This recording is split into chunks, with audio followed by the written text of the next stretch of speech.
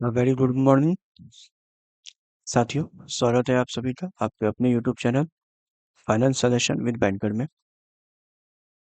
तो साथियों, जैसा कि इस चैनल पे अप्रैल के करंट अफेयर्स है, अप्रैल तक के करंट अफेयर्स हो चुके हैं और आज हम बात करने वाले हैं मई 2025 के करंट अफेयर्स की।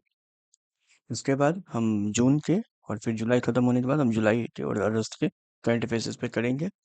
उसके बाद साथियों, इस चैनल पे आपको रत्ना चक्र की जो आई दृष्टि आई है उसके भी जो वन लाइनर फैक्ट है उसे खत्म कराए जाएंगे थोड़ी मिनिमम एक्सप्लेनेशन के साथ, ताकि आपको याद करने में सुविधा हो। और करंट अफेयर्स से रिलेटेड रिलेटेड आपको कोई टेंशन लेने की जरूरत नहीं है, चाहे वो बिहार के करंट अफेयर्स हो या नेशनल इंटरनेशनल करंट अफेयर्स हो। करंट अफेयर्स की सारी जानकारी आपको इस चैनल पे मिल जाएगी। आप इस चैनल को सब्सक्राइब करके रख लें, ताकि आपको इस चैनल से करंट अफेयर्स की सारी तैयारी हो जाएगी। उसके बाद आपको किसी भी किताब को देखने की कोई जरूरत नहीं है। चलिए साथियों, तो बिना किसी देरी के हम शुरू करते हैं अपने आज के पहले क्वेश्चन की तरफ। केंद्र सरकार ने जनगणना में जाति गणना को शामिल करने का फैसला किया है। इससे पहले ऐसी जनगणना कब हुई थी? तो साथियों, इसका सही आंसर है 1931। तो एक मिनट यहाँ पे पेन ले लेते हैं। हाँ, इसका सही आंसर है 1931, जैसा कि आप देख रहे हैं। और इसके बारे में कुछ एक बात कर लेते हैं कि ये जो जनगणना है ये 1931 में हुई थी, अभी अब हो रही है। इसके अलावा कुछ राज्य जो है वो अपना ही इंडिविजुअल कराए हैं, लेकिन केंद्र सरकार ने 1931 के बाद इसी बार जनगणना करना शुरू किया है। ठीक है। जनगणना कौन करवाता है, ये अगर आपके मन में है तो रजिस्ट्रार जनरल और सेंसस कमिश्नर ऑफ इंडिया जो रहते हैं वो जनगणना कराते हैं। इसकी स्थापना 1961 में हुई थी और ये जो है वो होम मिनिस्ट्री के अंतर्गत आता है। और नॉर्मली तौर पे जो है जनगणना वो 10 साल में होती है।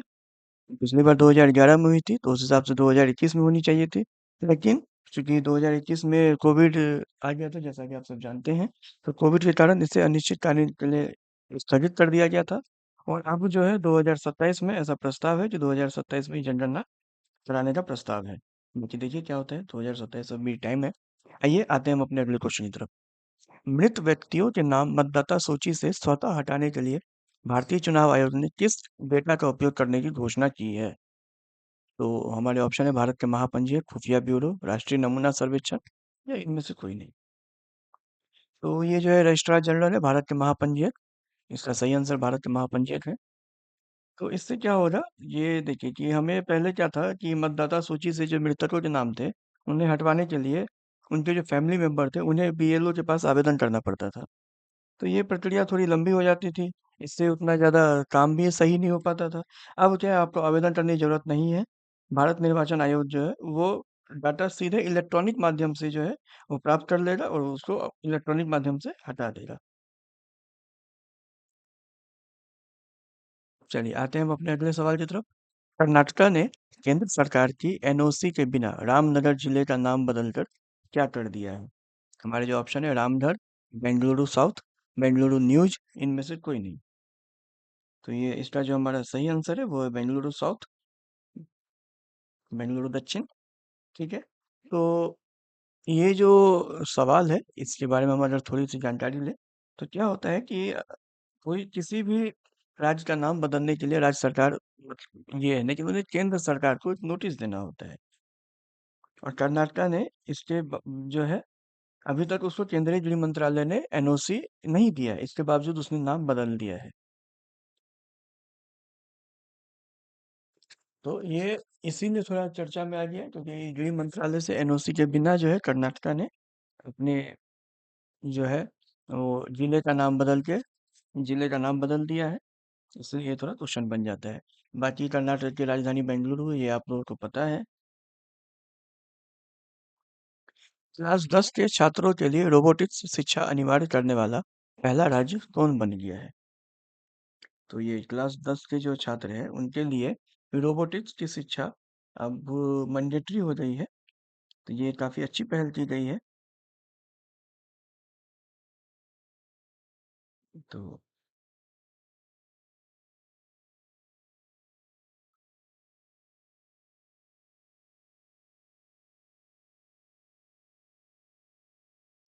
ये जैसा कि आप जानते हैं कि हमारा जो सबसे मतलब शिक्षा में शिक्षित राज्य जो है वो केरला है, तो ऑब्वियस है कि जो राज्य शिक्षित है वही इस सब तरह की पहल शुरू करेगा। तो केरल ने इसे शुरू किया है।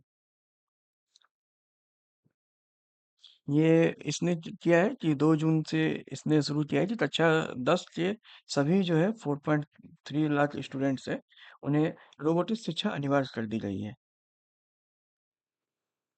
और इसे 10th स्टैंडर्ड की किताब में भी एक सब्जेक्ट करके जोड़ा गया है।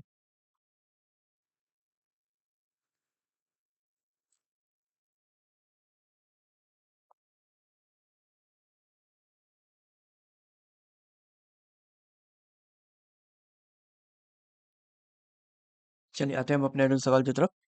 आ, तेलंगाना के बाद किस राज्य सरकार ने सार्वजनिक स्वास्थ्य जोखिम का हवाला देते हुए कच्चे अंडे से बने मेयोनीज पर प्रतिबंध लगा दिया है? ये मेयोनीज के बारे में आप जानते होंगे, ये नॉर्मली मोमोज जो खाते हैं उसमें मेयोनीज काफी चर्चा में रहता है, काफी हम लोग खाते हैं। तो ये तेलंगाना सरकार ने इस पे प्रतिबंध लगा दिया गया है। और ये किस मतलब राज्य का हवाला देते हुए? तो तमिलनाडु का हवाला देते हुए इसने इस चीज को मतलब इस पे रोक लगाया है। तो उसमें क्या था कि तमिलनाडु सरकार ने जो है ना वो सार्वजनिक स्वास्थ्य जोखिमों का हवाला देते हुए तेलंगाना के बाद तमिलनाडु ने भी इस पे रोक लगा दिया। तो तेलंगाना ने क्यों लगाया था?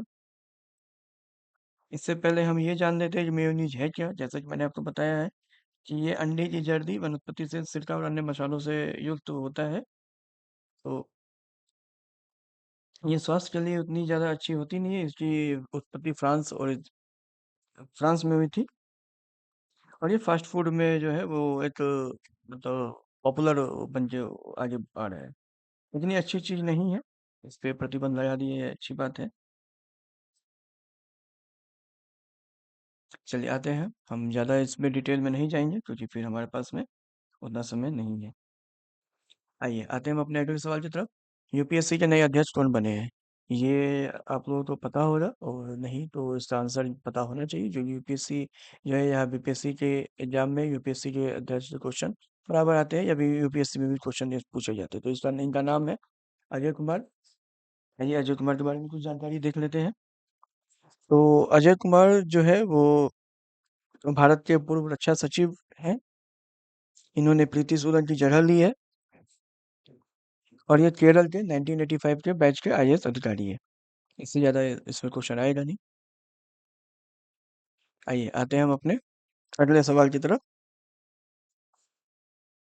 भारत के सॉरी भारत के 52वें मुख्य न्यायाधीश का नाम बताइए जिन्हें 14 मई 2025 को राष्ट्रपति द्वारा शपथ दिलाई गई। तो ये इसका हम सही आंसर पे आए तो न्यायमूर्ति बी आर गवई है।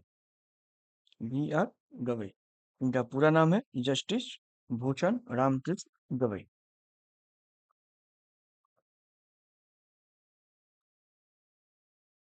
चलिए आते हैं अगले सवाल की तरफ। सूचना एवं प्रसारण मंत्रालय ने राष्ट्रीय फिल्म विकास निगम के नए प्रबंध निदेशक के रूप में किसे नियुक्त किया है?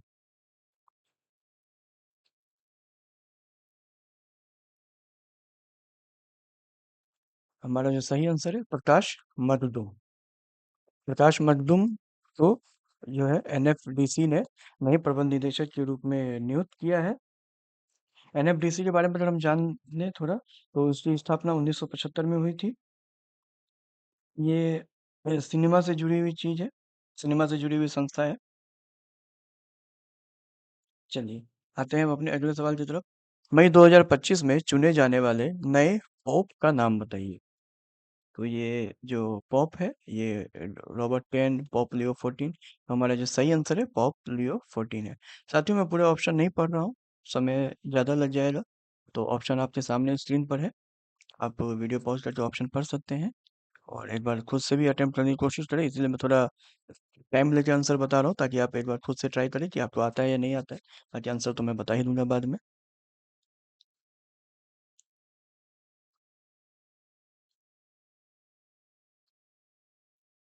ये जो है ये पॉप लियो 14 यूएसए के हैं। और ये पहली बार ऐसा हुआ है कि यूएसए से किसी नागरिक को पोप बनाया गया है। इसमें इससे ज्यादा क्वेश्चन नहीं आएगा, बस ये जानना है कि ये कहाँ के हैं, तो यूएसए के हैं। पहली बार बनाया गया, इसीलिए तो ये क्वेश्चन आ सकता है। तो देखिए अगला सवाल है हमारा, ग्रामीण बैंकों के विलय के बाद बिहार ग्रामीण बैंक के पहले अध्यक्ष कौन बने हैं? तो बिहार ग्रामीण बैंक जो है वो, इसके स्पॉन्सर बैंक पीएनबी है। और इसके बारे में मैं जानता हूँ थोड़ा, क्योंकि इसी में काम कर रहा हूँ। तो इसके जो, ये इसका जो मतलब आरआरबी है पीएनबी का, तो वो बिहार ग्रामीण बैंक है, 1 मई को मर्ज हो गया है। इससे पहले बिहार में दो बैंक थे, दक्षिण बिहार और उत्तर बिहार। अगर आप बिहार के होंगे तो आपको इसके बारे में पता होगा। और 1 मई से टोटल 43 आरआरबी का मर्ज करके उन्हें 28 बनाया गया है, वन स्टेट वन आरआरबी के तहत। अब हर राज्य में, आप किसी भी राज्य में हो, आपके राज्य में जो भी ग्रामीण बैंक होंगे वो अब एक ही ग्रामीण बैंक होंगे। अगर एक से ज्यादा होंगे तो उन सबका मर्जर हो गया 1 मई के बाद। और अब बस एक ग्रामीण बैंक बचे हैं। तो इसके जो अध्यक्ष है वो आशुतोष कुमार झा है। इससे ज़्यादा इसमें जानने की ज़रूरत नहीं है, हालाँकि अब इसके चेयरमैन चेंज हो चुके हैं, तो ये क्वेश्चन अब आने वाला नहीं है। चूँकि बिहार ग्रामीण बैंक के पहले अध्यक्ष हैं, इसीलिए ये पहले तो रहेंगे ही, लेकिन अभी के टाइम में वर्तमान में इनका ये चेंज हो चुके हैं। आइए, आते हैं हम आगे की तरफ। हमारा अगला सवाल है,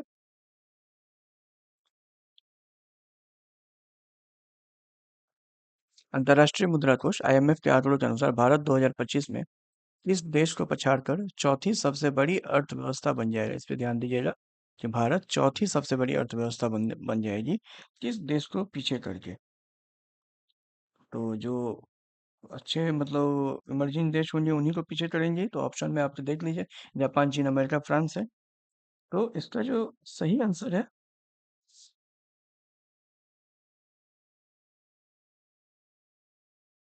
वो जापान है। जापान को जो है भारत पीछे करके चौथी सबसे बड़ी अर्थव्यवस्था बन जाएगा।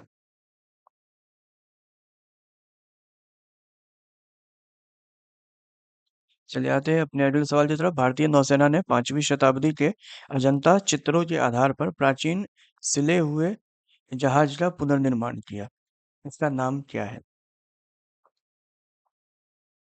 तो इसका नाम जो है वो INSV कौंडिन्य है। INSV कौंडिन्य। भारतीय नौसेना ने 21 मई को नौसेना बेस कारवार कर्नाटका में है आयोजित एक औपचारिक समारोह में सिले हुए जहाज को इंडियन नेवी में शामिल किया है। इसका नाम INSV कौंडिन्य नाम दिया गया है। ये सिली हुई जहाज है जो अजंता की गुफाओं की जो पेंटिंग है उसमें दर्शाए 5वीं शताब्दी के जहाज पर आधारित है।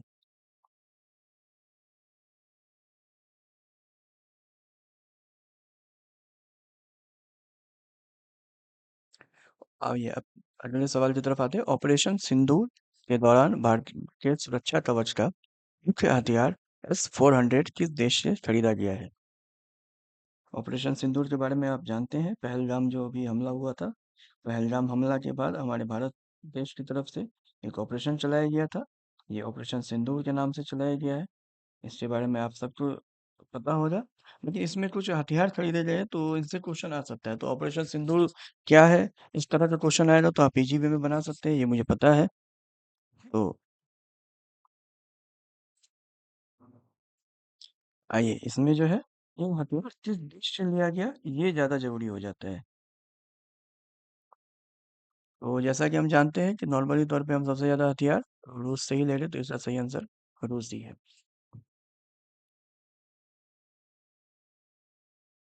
आइए, हवाई हमलों से बचने के लिए केंद्र सरकार ने सभी राज्यों से नागरिक सुरक्षा के लिए मॉक ड्रिल करने को कहा। इससे पहले ऐसा देशव्यापी अभ्यास कब किया गया था? ये बहुत ही ज्यादा इम्पोर्टेंट क्वेश्चन हो जाता है बीपीएससी या किसी भी आने वाले एग्जाम के लिए, क्योंकि ये सब चीजें हमेशा नहीं होती है। तो इसीलिए इससे कुछ क्वेश्चन आ सकते हैं। तो ये क्या है मॉक ड्रिल, ये तो हम सब ने देखा ही है और हम सब ने इसका पालन किया है, लाइट वाइट ऑफ करके जो हमने किया था।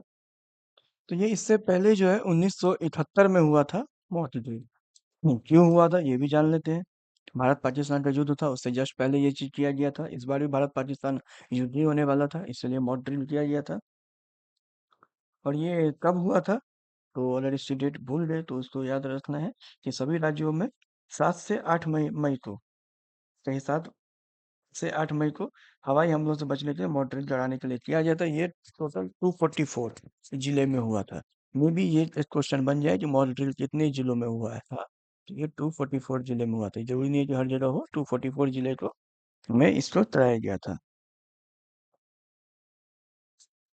चलिए आगे आते हैं अपने अगले सवाल की तरफ। सैन्य अभियान ऑपरेशन सिंदूर के 5वें दिन भारत और पाकिस्तान के बीच किस देश की मध्यस्थता में युद्ध विराम स्थापित हुआ? तो ये तो हम सब जानते हैं। इस क्वेश्चन को तो हमने मतलब इस चीज को तो हमने देखा था।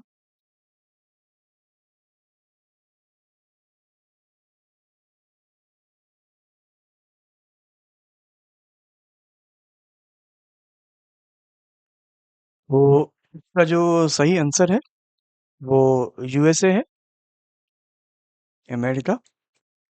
ठीक है। एक्चुअली इसके बारे में अगर हम थोड़ा जान लेते हैं, हालांकि मैंने कहा इससे क्वेश्चन आने की संभावना है, तो थोड़ा जानना जरूरी है। ठीक है। तो जम्मू कश्मीर के पहलगाम में 22 अप्रैल को आतंकियों ने 26 टूरिस्टों की हत्या कर दी थी, जिसमें मतलब महिला और बच्चे के सामने पुरुषों तो बड़ी थी। और इसके बाद जो है, इस घटना के 15 दिन बाद 6 से 7 मई की रात को पाकिस्तान और पीओके में एयर स्ट्राइक की गई, जिसमें जो है 9 आतंकी ठिकाने तबाह कर दिए गए थे। इसके बाद फिर पाकिस्तान ने 8 मई की रात से बॉर्डर से सटे हुए इलाकों पे और एयरबेस पे गोलीबारी शुरू कर दी। भारत ने भी जवाबी कार्रवाई मतलब पाकिस्तान के जो मतलब पाकिस्तान ने जो हमला किया उसका जवाब फिर हमने भी दिया। और इसके बाद जो है 10 मई को राष्ट्रपति डोनाल्ड ट्रंप की मतलब मध्यस्थता मतलब उनके बीच बिचाव के बाद जो है दोनों देशों के बीच में संघर्ष विराम की स्थापित हुआ। तो इसमें यही सब कुछ क्वेश्चन है। इससे ज्यादा मतलब डिटेल में जाएंगे तो ये तो बहुत लंबा चैप्टर हो जाएगा, मेंस का टॉपिक हो जाएगा ये।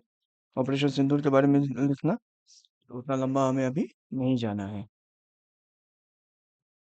चलिए आते हैं हम अपने अगले सवाल की तरफ।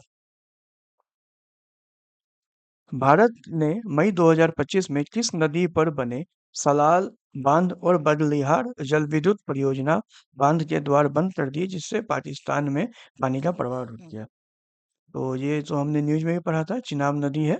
चिनाब नदी का जो है मतलब उस पे ये प्रोजेक्ट है, इसको भारत ने बंद कर दिया था। आइए आगे आते हैं। देश के पहले एक्सप्रेस वे का नाम बताइए जिस पर रात में भी वायुसेना के विमानों के उतरने की सुविधा है, और इसका परीक्षण मई 2025 में किया गया था। मई का करंट अफेयर्स हो तो मई के बारे में अभी हम बात कर रहे हैं। तो ये इस के ऊपर हम आते हैं। ये जो है गंगा एक्सप्रेस वे है, और इस एक्सप्रेस वे की खासियत यही है कि यहाँ पे आप रात में भी वायुसेना के विमानों के उतरने की सुविधा है। यहाँ पे नाइट लैंडिंग भी कराई जा सकती है।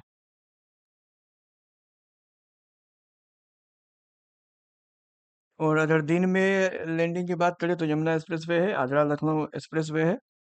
और दिल्ली आगरा उससे जो दिल्ली से जो आगरा को जोड़ती है उसे यमुना एक्सप्रेस वे कहते हैं।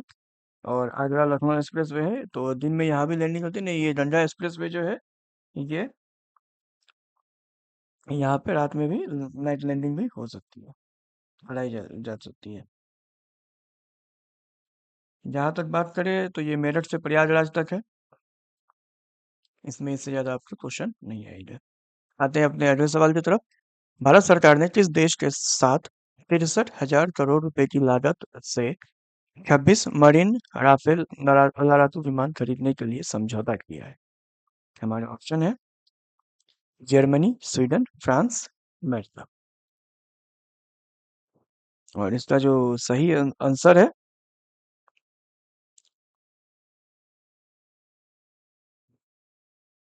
वो फ्रांस है। राफेल हम वैसे भी फ्रांस से ही खरीदते हैं। चलिए आते हैं अपने अगले सवाल की तरफ। संयुक्त सैन्य अभ्यास नोमैडिक एलिफेंट 2025 भारत और किस देश के बीच मई और जून 2025 में आयोजित किया गया था? मंगोलिया, जापान, यूएसए और फ्रांस। तो ये मंगोलिया के उलान बटार में आयोजन इसका हुआ था। मंगोलिया के उलान बटार, थोड़ा नाम थोड़ा टफ है लेकिन मैं भी जरा पूछ सकता है। इस आयोजन का जो है ये कब से कब किया गया है? तो 31 मई से लेके 13 जून 2025 तक। भारत और मंगोलिया के बाद पास होता है, ये हर साल बारी बारी से होता है, तो आज मंगोलिया में तो फिर भारत में फिर नेक्स्ट ईयर, तो ऐसे करके टर्न बाय टर्न ये आयोजन इसका किया जाता है। अगला सवाल है हमारा, भारतीय सेना ने मई 2025 में किस राज्य के तीस्ता फील्ड फायरिंग रेंज में तीस्ता प्रहार अभ्यास आयोजित किया है? हमारे ऑप्शन है पश्चिम बंगाल, उत्तर प्रदेश, तमिलनाडु, राजस्थान। तो इसका जो सही आंसर है वो पश्चिम बंगाल है। पहले आंसर बता देते हैं। इस अभ्यास में कई अलग अलग इकाइयों ने भाग लिया है और ये पश्चिम बंगाल में हुआ है। इसका उद्देश्य की अगर बात करें तो तीस्ता प्रहार अभ्यास में सामरिक अभ्यास, युद्ध कौशल का प्रदर्शन और अनुकूलन क्षमता बढ़ाने वाले युद्धाभ्यास शामिल थे, जिनका उद्देश्य बदलते युद्ध हालात में तेजी से और प्रभावी ढंग से प्रतिक्रिया देना था। तो इसमें इससे ज्यादा अब हमें नहीं आएगा। चलिए आते हैं हम अपने अगले सवाल की तरफ, वरना ज्यादा डिटेल करेंगे तो वीडियो बहुत लंबी हो जाएगी, इसलिए जल्दी जल्दी इसको खत्म करते हैं। वैसाख दिवस जो कि 12 मई को मनाया जाता है, और एक विशेष वायुसेना विमान ने भगवान बुद्ध के पवित्र अवशेषों को सारनाथ मठ मठ से सीमित समय के लिए किस देश में ले जाया गया? मतलब किस देश में ले जाया गया? ठीक है। तो ये जो है श्रीलंका, वियतनाम, यूएसए या जापान, तो ये वियतनाम है। इसका सही आंसर वियतनाम है।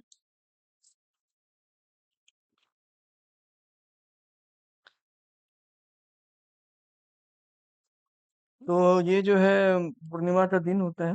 तो वैशाख जो है दुनिया भर के लाखों बौद्धों के लिए सबसे पवित्र दिन है, क्योंकि ऐसा कहा जाता है कि 2500 साल पहले ये वैसाख के दिन ही भगवान बुद्ध का जन्म हुआ था।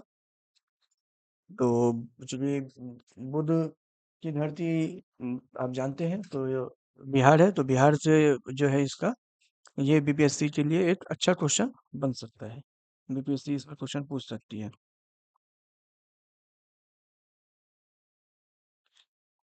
आते हैं हम अपने अगले सवाल की तरफ। भारत के 86वें ग्रैंड मास्टर कौन बने हैं? तो ग्रैंड मास्टर जो है LR श्रीहरि है। मैं ऑप्शन नहीं पढ़ रहा हूँ, ज़्यादा टाइम लगेगा, ऑप्शन आपके सामने में है। LR श्रीहरि है। भारत के 86वें ग्रैंड मास्टर है, ये तमिलनाडु के रहने वाले हैं। इनकी एज 19 वर्ष है। और अगर 85वें ग्रैंड मास्टर की बात करें तो वो तमिलनाडु के चाम निखिल। अब ग्रैंड मास्टर कौन होते हैं आखिर? ग्रैंड मास्टर किसको बनाया जाता है, इस बारे में कुछ तो हमें पता होना चाहिए। तो ग्रैंड मास्टर बनने के लिए किसी भी पुरुष शतरंज खिलाड़ी को, ये चेस से रिलेटेड है, अगर आपको जानकारी नहीं है तो बता दें, तो शतरंज खिलाड़ी को दो जरूरी शर्तें पूरी करनी होती है। पहली, उसकी रेटिंग 2500 या उससे ज्यादा होनी चाहिए। और दूसरी, उसे अंतरराष्ट्रीय टूर्नामेंटों में 3 बार ग्रैंड मास्टर स्तर का प्रदर्शन करना जरूरी होता है। अगर ये दो चीज, किसी दो शर्तें कोई खिलाड़ी पूरा कर रहा है, फिर वो ग्रैंड मास्टर बनने की श्रेणी में आ सकते हैं। आइए अगला खेल हमारा है खेलो इंडिया यूथ गेम। 2025 में किस राज्य को प्रथम स्थान मिला है? तो इसमें प्रथम स्थान महाराष्ट्र को मिला है। और ये खेलो इंडिया यूथ गेम इसलिए ज्यादा इम्पोर्टेंट हो जाता है क्योंकि इसका आयोजन जो है वो बिहार में हुआ था। बिहार।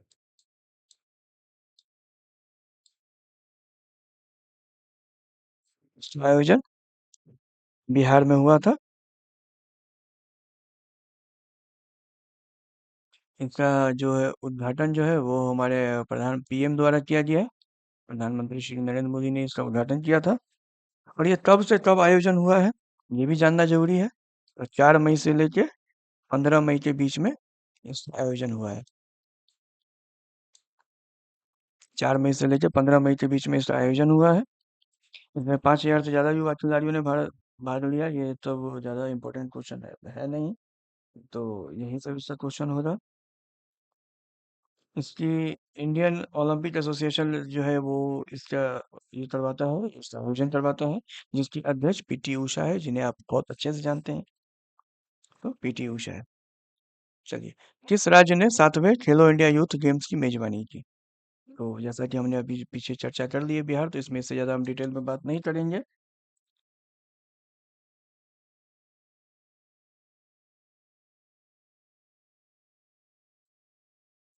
आइए अपने अगले सवाल की तरफ आते हैं। खेलो इंडिया यूथ का थीम सॉन्ग क्या था?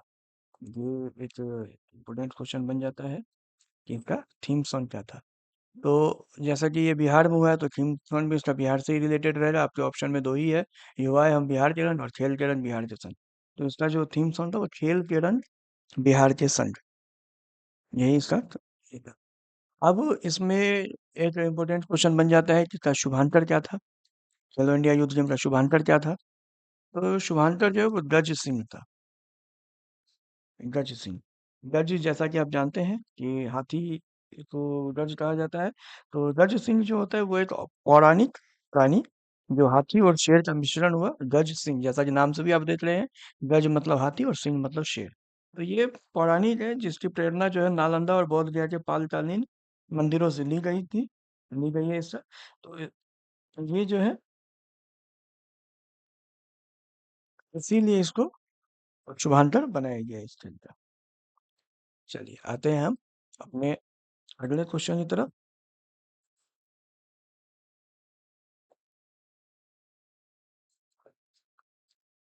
क्रिकेटर रोहित शर्मा ने मई 2025 में टी20 के बाद क्रिकेट के किस प्रारूप से संन्यास की घोषणा कर दी है? रणजी, वनडे, आईपीएल या टेस्ट? तो इसका सही जवाब टेस्ट है। अभी आईपीएल रोहित शर्मा खेलेंगे, वनडे भी खेलेंगे, और रणजी तो ऑप्शन में दिया गया है। रणजी से तो अब ऑब्वियस है कि इससे ऊपर आए जाते हैं, वनडे आईपीएल खेलते हैं। तो टेस्ट से इन्होंने संन्यास की घोषणा कर दी है। इसके बाद हमारा अगला सवाल है, नीरज चोपड़ा ने दोहा डायमंड लीग में भाला कितनी दूर फेंककर अपना ही राष्ट्रीय रिकॉर्ड तोड़ दिया? ये एक, इसका जो सही आंसर है वो 90.23 मीटर है। तो नीरज चोपड़ा, जिन्हें कि आप जानते हैं काफी अच्छे से, कि जेवलिन थ्रोअर है, इन्होंने डायमंड, ये दोहा में हुई थी डायमंड लीग, इसी में इन्होंने 90.23 मीटर भाला फेंका। और ये इनके मतलब कैरियर का बेस्ट थ्रो था। इससे पहले उनका बेस्ट थ्रो 89.94 मीटर रह चुका है। भाला फेंकने में 89.94 उनका रिकॉर्ड रह चुका है। इन्होंने अपने ही रिकॉर्ड को तोड़ दिया है, उन्होंने नया रिकॉर्ड इन्होंने बनाया है। आते हैं अगले सवाल की तरफ। आईपीएल में शतक बनाने वाले सबसे युवा खिलाड़ी और शतक बनाने वाले दूसरे सबसे तेज बल्लेबाज कौन है?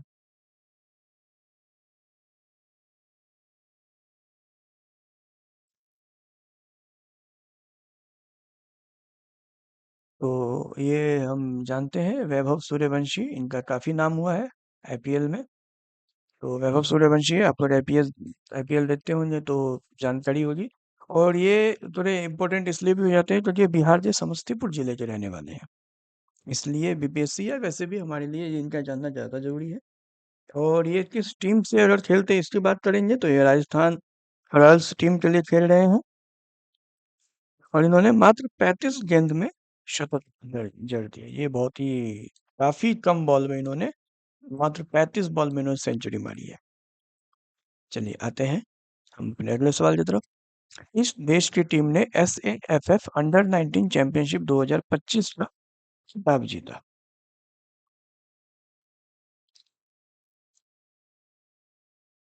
का जो हमारा ऑप्शन है, भारत, बांग्लादेश, नेपाल, श्रीलंका। और ये जो है वो भारत ने जीत लिया है। भारत ने सैफ अंडर 19 चैंपियनशिप 2025 के फाइनल में बांग्लादेश को 4-3 से हराया है। ठीक है, ये भारत का दूसरा खिताब है। पहला खिताब भारत ने 2023 में पाकिस्तान को हराकर जीता था। चलिए आते हैं हम अपने अगले सवाल की तरफ। एशियाई भारोत्तोलन चैंपियनशिप 2026 भारत में कहाँ आयोजित की जाएगी? और हमारे जो ऑप्शन है, नई दिल्ली, लखनऊ, अहमदाबाद, जयपुर। तो इसका जो सही आंसर है वो अहमदाबाद है।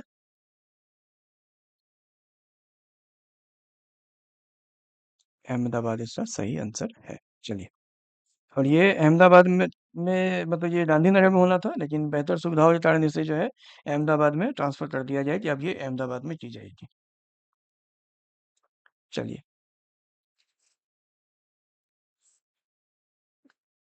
आते हैं हम अपने अगले सवाल की तरफ। विश्व पैरा एथलीट ग्रैंड प्रिक्स में पुरुषों की भाला फेंक F42 श्रेणी में 61.17 मीटर फेंककर किस भारतीय ने विश्व रिकॉर्ड बनाया है? महेंद्र गुज्जर, सुमित कांतिल, नवदीप सिंह, रिंकू हुड्डा।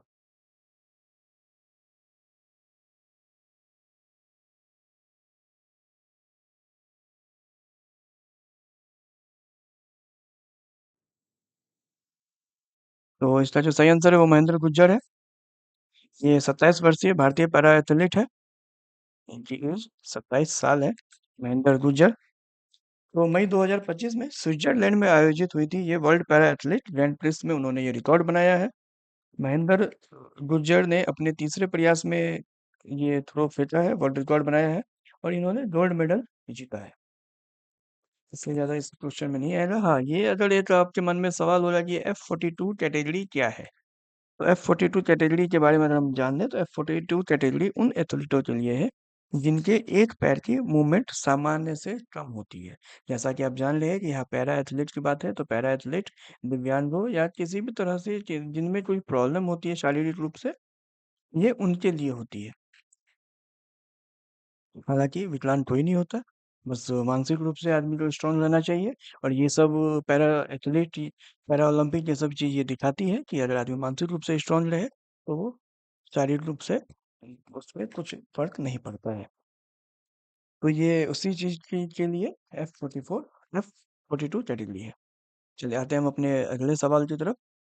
58वें ज्ञानपीठ पुरस्कार विजेता का नाम बताइए जिन्हें राष्ट्रपति द्वारा सम्मानित किया गया। तो ज्ञानपीठ पुरस्कार थोड़ा ज्यादा इम्पोर्टेंट होता है एग्जाम के लिए। तो क्वेश्चन डायरेक्ट रूप से क्वेश्चन में आते हैं कि ज्ञानपीठ अवार्ड किन्हें मिला, किस चीज के लिए मिला। तो इसके बारे में हमें थोड़ी जानकारी ले लेनी चाहिए। तो पहले तो हम ये देख लें कि ये जो पुरस्कार मिला किन्हें है। तो हमारे जो ऑप्शन है गुलजार, जगत गुरु रामभद्राचार्य, प्रतिभा है। तो इसका जो हमारा ऑप्शन है, मत सॉरी, आंसर है वो हमारा ए और बी दोनों है।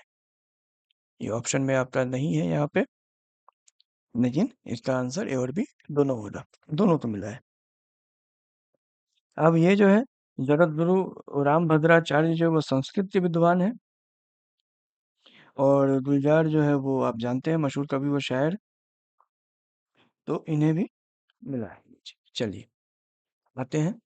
उस एवरेस्ट आदमी का नाम बताइए जिसने सबसे ज्यादा बार यानी 31 बार माउंट एवरेस्ट पर चढ़ने का रिकॉर्ड बनाया है।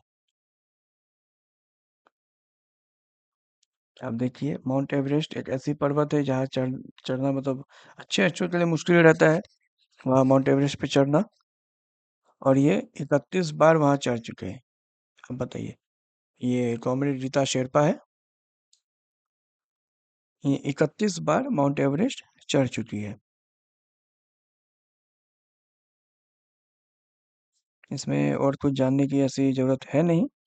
एवरेस्ट मैन के नाम से, सॉरी, ये कॉमरेड रीता शेरपा जो है वो जेंट्स है। एवरेस्ट मैन के नाम से मतलब ये है, नाम पे थोड़ा कंफ्यूजन हो जाता मुझे, लेकिन ये आदमी है। यहाँ पे नहीं हुआ तो नेक्स्ट टाइम से मैं इस पर फोटो ऐड कर दिया करूंगा। तो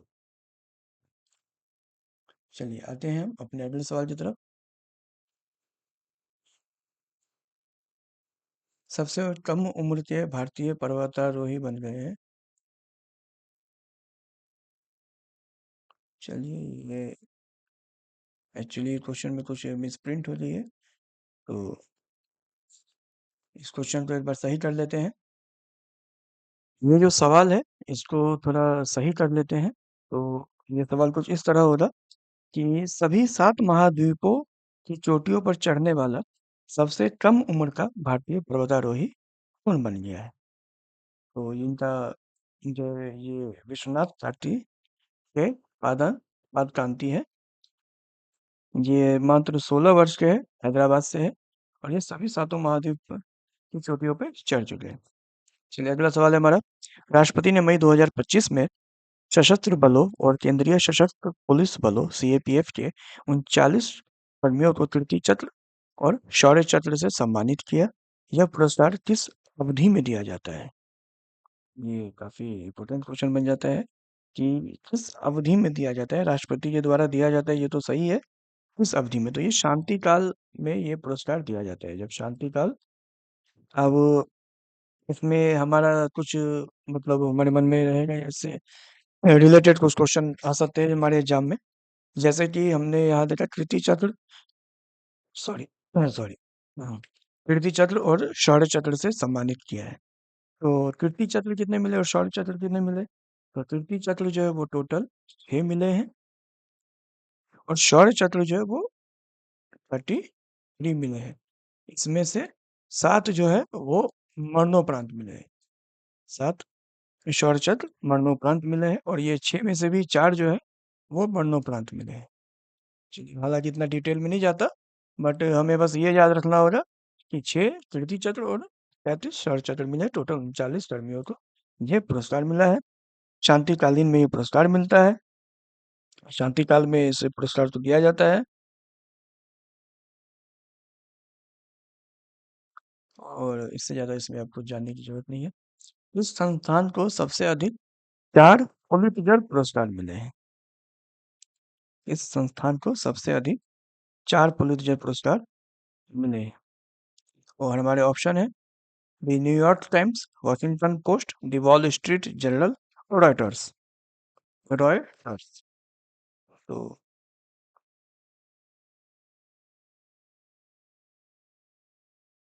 हमारा जो सही आंसर है वो द न्यूयॉर्क टाइम्स है। द न्यूयॉर्क टाइम्स जो है वो पुलित्जर पुरस्कार 2025 में पत्रकारिता के क्षेत्र में दिया जाता है, और इसमें न्यूयॉर्क टाइम्स को सबसे ज्यादा मिले हैं, 4 पुलित्जर पुरस्कार मिले हैं। हमारा अगला सवाल है, लता दीनानाथ मंगेशकर पुरस्कार 2025 से किसे सम्मानित किया गया है?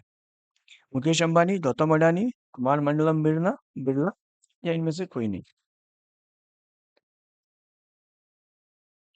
तो हमारा जो सही आंसर है वो कुमार मंडलम बिरला, ये बिरला फाउंडेशन के मालिक है। तो ये अवार्ड किसके द्वारा दिया जाता है और ये अवार्ड क्यों दिया जाता है? तो ये भारत में उनकी आर्थिक प्रगति में उनके दूरदर्शी नेतृत्व और महत्वपूर्ण योगदान के लिए दिया गया है। इसके द्वारा दिया जाता है, तो यह अवार्ड मंगेशकर परिवार और ट्रस्ट द्वारा दिया जाता है। लता दीनानाथ मंगेशकर पुरस्कार एक वार्षिक पुरस्कार है जो किसी ऐसे व्यक्ति को प्रदान किया जाता है जो राष्ट्र, उसके लोगों और समाज के लिए महत्वपूर्ण योगदान किए हो। चलिए, आते हैं हम अपने अगले सवाल की तरफ। विश्व प्रेस स्वतंत्रता सूचकांक 2025 में कौन सा देश पहले स्थान पर है? नॉर्वे, यूनाइटेड किंगडम, यूएसए और भारत। तो इसमें भारत तो नहीं हो रहा, ये तो हम जानते ही हैं। बाकी देश में आ जाए तो नॉर्वे इसमें सबसे नंबर 1 पे। और ये नॉर्वे जो है पिछले कई सालों से पहले स्थान पे है। तो मुझे नहीं लगता इसमें हमें उससे ज्यादा कुछ याद करना हो। अगर आप टाइम से तैयारी कर रहे होंगे तो आपको पता ही होगा ये चीज कि नॉर्वे पहले पे है। अब आते हैं अगले सवाल की तरफ। मानव युक्त मिशन समुद्रयान के लिए निर्मित स्वदेशी पनडुब्बी वाहन का नाम बताइए, जिसे 2025 में परीक्षण के लिए और 2026 में अनुसंधान के लिए लॉन्च किया जाएगा।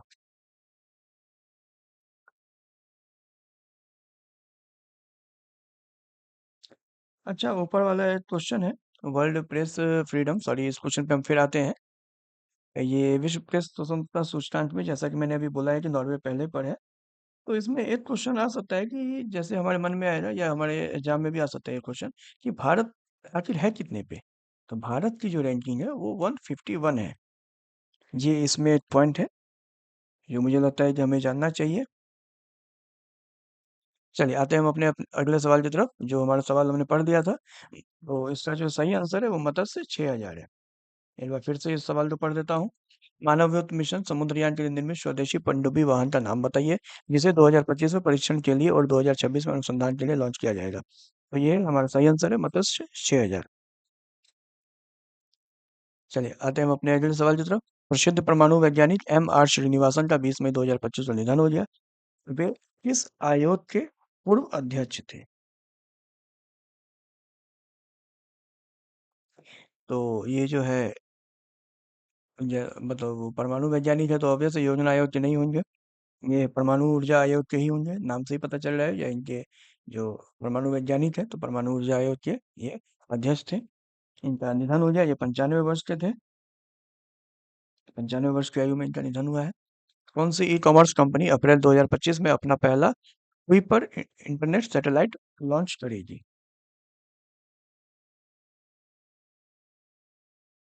तो इसका जो सही आंसर है वो अमेजन है। अमेजन ई कॉमर्स कंपनी, इसके बारे में हम सब जानते हैं। तो ये जो है कुइपर सैटेलाइट लॉन्च करने वाली है।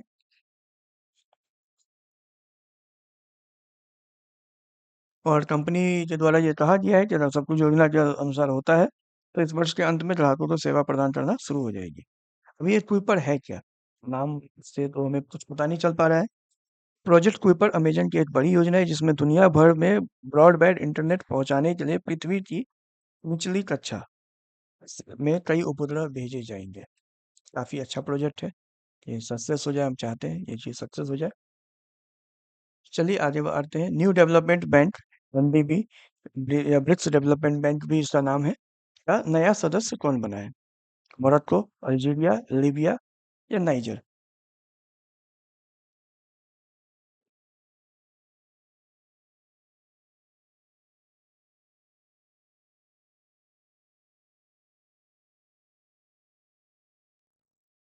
तो इसका जो सही आंसर होगा वो अल्जीरिया होगा। और अल्जीरिया है तो हम, मतलब ये 22 मई को अपना नया सदस्य बनाया गया है। और जब हमने न्यू डेवलपमेंट बैंक या ब्रिक्स डेवलपमेंट बैंक की बात की है तो इसके बारे में कुछ चर्चा कर लेनी ज़्यादा जरूरी होगी। तो ब्रिक्स डेवलपमेंट बैंक जो है वो ब्रिक्स देशों द्वारा 2015 में स्थापित किया गया था। ब्रिक्स देश कौन से हैं? तो ब्रिक्स, BRICS, जैसा कि हम यहाँ देख सकते हैं। यहाँ पे मैं नीचे लिख देता हूँ, ब्रिक्स, BRICS, ब्रिक्स। और इसका जो मतलब बी से ब्राजील, आर से रशिया, आई से इंडिया, सी से चाइना और एस से साउथ अफ्रीका। ये देशों ने मिलके 2015 में एक बैंक स्थापित किया था।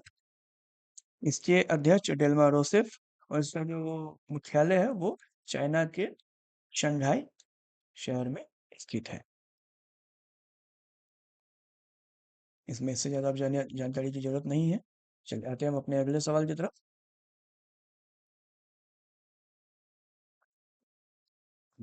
किस राज्य सरकार ने भारत की पहली विस्टाडोम जंगल सफारी ट्रेन शुरू की है? तो ये एक काफी अच्छा क्वेश्चन है, क्योंकि जंगल सफारी तो मतलब आप देखे होंगे या तो बहुत सारे लोग ऐसे होंगे गए होंगे, लेकिन ये जंगल सफारी ट्रेन शुरू की गई है। और इसका जो सही आंसर है वो उत्तर प्रदेश है। यहाँ नीचे हमारे ऑप्शन में है उत्तर प्रदेश। तो इसमें जो है, ये उत्तर प्रदेश के जो है बहराइच एक जिला है उत्तर प्रदेश में। वहाँ पे कतरनिया घाट वन्य जीव अभयारण्य को पीलीभीत के दुधवा टाइगर रिजर्व से जोड़ेगी। दुधवा टाइगर रिजर्व जो कि पीलीभीत में है, इन दोनों को जोड़ने के लिए ये ट्रेन चली गई है।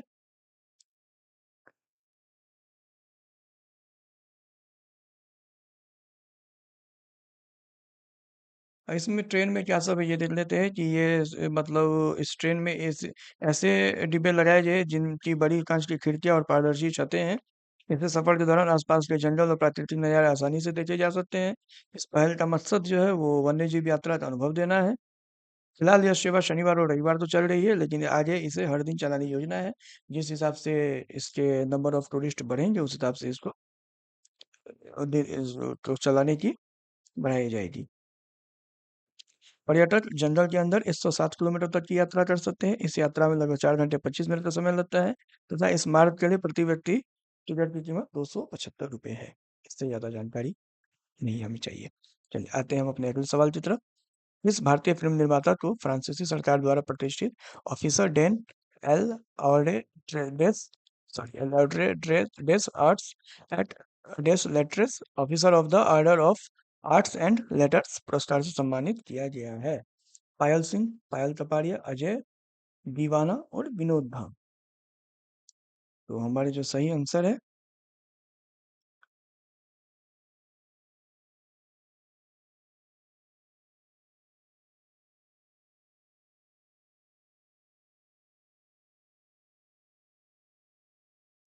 तो इसका जो सही आंसर है वो पायल कपाड़िया है। आइए इसके बारे में हम तुम जान देते हैं। ये सम्मान मुंबई में फ्रांसीसी कॉन्सुलेट में एक समारोह के द्वारा उन्हें प्रदान किया गया है। इससे पहले यह सम्मान जो है अमिताभ बच्चन, शाहरुख खान और लता मंगेशकर जी को मिल चुका है। चलिए अगले सवाल की तरफ आते हैं। केंद्र सरकार ने इस अंतर्राष्ट्रीय संगठन के कार्यकारी निदेशक केवी सुब्रमण्यम को समय से पहले उनका कार्यकाल समाप्त करके वापस बुला लिया है। हमारे ऑप्शन है विश्व बैंक, अंतर्राष्ट्रीय मुद्रा कोष, संयुक्त राष्ट्र और एशियाई विकास बैंक। तो साथियों इसका जो सही आंसर है वो आईएमएफ है, इंटरनेशनल मॉनेटरी फंड, आईएमएफ। तो आईएमएफ में नियुक्त अपने कार्यकारी निदेशक डॉक्टर केवी सुब्रमण्यम को भारत सरकार ने वापस बुला लिया है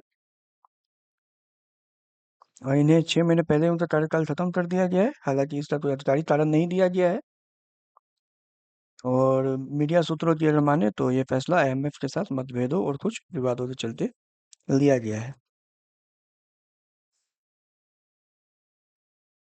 चलिए इसमें आईएमएफ क्या है इसके बारे में जान लेते हैं, अगर आईएमएफ की बात हुई है तो आईएमएफ का मुख्यालय वाशिंगटन डीसी यूएसए में है। ये 189 देशों का एक अंतर्राष्ट्रीय संगठन है जो कि फाइनेंस से रिलेटेड है। सबको अगर किसी को फाइनेंस की जरूरत हो तो उन्हें की सहायता, वित्तीय सहायता देने में मदद करता है।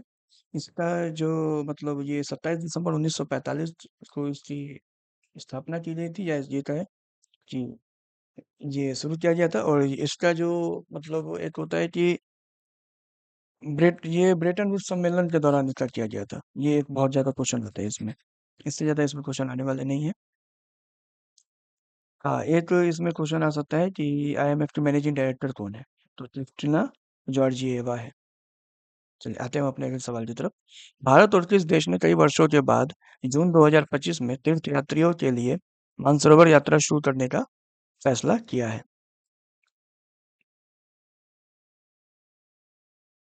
इसका जो सही आंसर है वो चीन है। तो जैसा कि आप जानते हैं कि ये जो कैलाश मानसरोवर, जो कैलाश पर्वत है, वो चाइना के बॉर्डर में पड़ता है। तो आइए कैलाश मानसरोवर के बारे में जानते हैं। जैसा कि कैलाश मानसरोवर हिंदुओं के पवित्र धार्मिक स्थलों में से एक है। जैसा कि हम जानते हैं कैलाश पर्वत को भगवान शिव और माता पार्वती का पवित्र निवास स्थान माना जाता है। इस पर्वत को 30 मिलियन साल पुराना माना गया है। जैन, बौद्ध और तिब्बत के लोग भी इस पर्वत को अत्यधिक धार्मिक मान्यता देते हैं। कैलाश मानसरोवर यात्रा पर जाने के लिए प्रत्येक भारतीय व्यक्ति को वीजा की जरूरत पड़ती है, जो कि कैलाश पर्वत तिब्बत में और यह तिब्बत चीन का हिस्सा है। कैलाश मानसरोवर जाने के लिए 3 रास्ते हैं। उत्तराखंड का लिपुलेख दर्रा मार्ग से यात्रा में 24 दिन लगते हैं। सिक्किम का नाथुला दर्रा, वहां से 21 दिन लगते हैं। और तिब्बत का शिलांग से मार्ग यात्रा में 13 रात, जो 14 दिन लगते हैं। तो कैलाश मानसरोवर यात्रा के लिए 2 समझौता हुआ है। पहला हुआ है था मई 2013 में भारत और चीन के बीच लिपुलेख दर्रा मार्ग, जैसा कि मैंने ऊपर आपको बताया है अभी थोड़ी देर पहले कि लिपुलेख दर्रा मार्ग जो कि उत्तराखंड से है, तो वहां से पहला समझौता हुआ था। सितंबर 2014 में भारत और चीन के बीच नाथुला दर्रा जो कि सिक्किम से के थ्रू है, वहां से इसका दूसरा समझौता हुआ था। ये यात्रा लंबे समय से बंद थी और तीर्थयात्रियों के पहले जत्थे ने अक्टूबर 2024 में भारतीय क्षेत्र के अंदर से कैलाश शिखर को देखा था। चलिए इसमें आगे आते हैं, इसमें ज़्यादा डिटेल में जाने की जरूरत नहीं है। 2023 में सूडान में गृह युद्ध के बाद पहली बार प्रधानमंत्री कौन बने?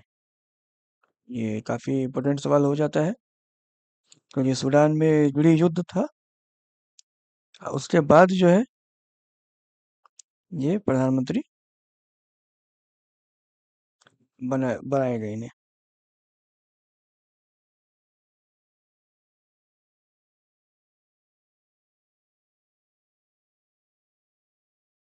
तो आइए इनके जो इनका नाम है वो है ऑप्शन सी, कौमिल अल तैयब इदरिस। कौमिल अल तैयब इदरिस। चलिए आगे आगे। एंथनी अल्बानीज को किस देश का दोबारा प्रधानमंत्री चुना गया है? ये पहले भी इससे पहले प्रधानमंत्री थे और इनको इस देश का दोबारा प्रधानमंत्री चुना गया है, एंथोनी अल्बानीज का। तो ये जो है ये ऑस्ट्रेलिया के प्रधानमंत्री पहले भी थे। ऑस्ट्रेलिया के ही प्रधानमंत्री ने दोबारा भी चुना गया है। इस देश में भारतीय मूल की कमला प्रसाद विशेषर पार्टी ने चुनाव जीता और वह दूसरी बार प्रधानमंत्री बनेगी। तो ये टीएनटी है। टीएनटी त्रिनिदाद एंड टोबैगो इसका सही आंसर है। आते हैं हम अपने अगले सवाल की तरफ। मई 2025 में अमेरिका ने किस देश से आतंकवाद समर्थक देश टैग सहित कई प्रतिबंध हटा दिए? मतलब मई 2025 में अमेरिका ने किस देश से आतंकवाद समर्थक देश, ये जो उसका टैग था, उसके अलावा और भी कुछ टैग उस देश को दिए गए थे, उस मतलब और कुछ प्रतिबंध थे, वो सारे प्रतिबंध हटा दिए गए हैं।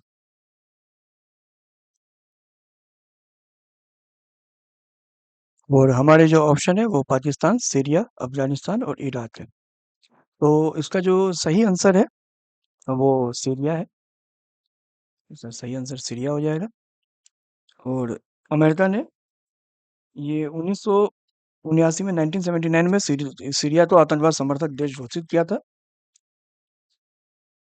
इसके बाद अमेरिकी राष्ट्रपति ने 13 मई 2025 को सीरिया पर लगाए गए अमेरिकी प्रतिबंधों को खत्म करने का आदेश दिया है। चलिए आते हैं हम अपने अगले सवाल की तरफ। इस गांव को भारत का पहला महावत घोषित किया गया था? इस गांव को भारत का पहला महावत घोषित किया गया था। और ये हमारे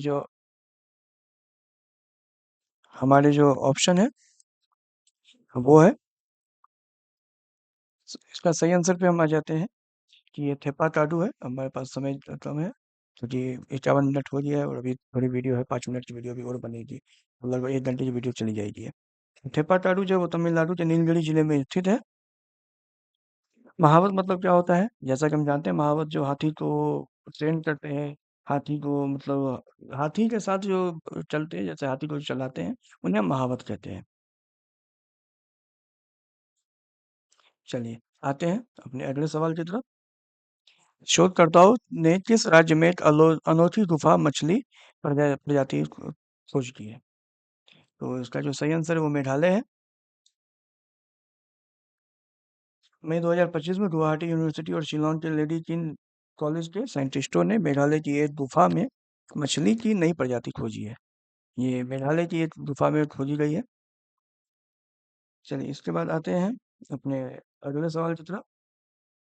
महाराष्ट्र सरकार ने किस स्थान से मराठा योद्धा रघुजी भोसले की तलवार 47.15 लाख रुपए में नीलामी में खरीद कर वापस प्राप्त की है? तो ये जो है ये लंदन में नीलामी हुई थी। वहां से इन्होंने 47.15 लाख रुपए में खरीद के वापस मंगवाई है महाराष्ट्र सरकार ने। योद्धा थे वहां थे मराठा योद्धा रघुजी भोसले।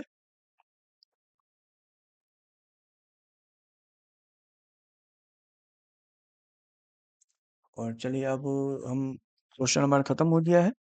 आते हैं हम कुछ दिवस तो बहुत सारे हैं, लेकिन हम कुछ नॉर्मल जो दिवस है हमारे जो इम्पोर्टेंट हो सकते हैं, हम उन पे बात करते हैं मई के। जैसे वर्ल्ड प्रेस फ्रीडम डे, ये 3 मई को मनाया जाता है। इसकी थीम है impact of artificial intelligence on journalism, media and human rights.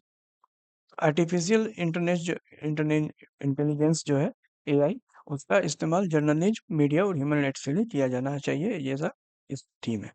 इसके बाद वर्ल्ड रेड क्रॉस डे, ये हम 8 मई को मनाते हैं। इसकी थीम में है कीपिंग ह्यूमैनिटी अलाइव। इसके बाद है वर्ल्ड मेट्रोलॉजी डे, ये 20 मई को मनाया जाता है।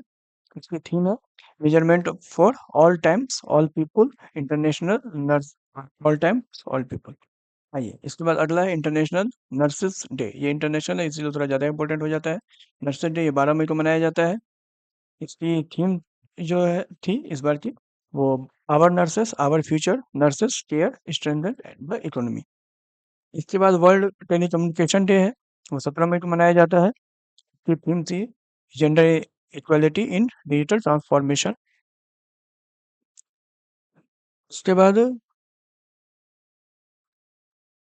एक ये इशूड बाय आईटीयू है। एक थीम ये भी थी empowering women through digital technology, issued by government of India. इस पर वर्ल्ड नो टोबैको डे 21 मई को मनाया जाता है। तंबाकू निषेध दिवस।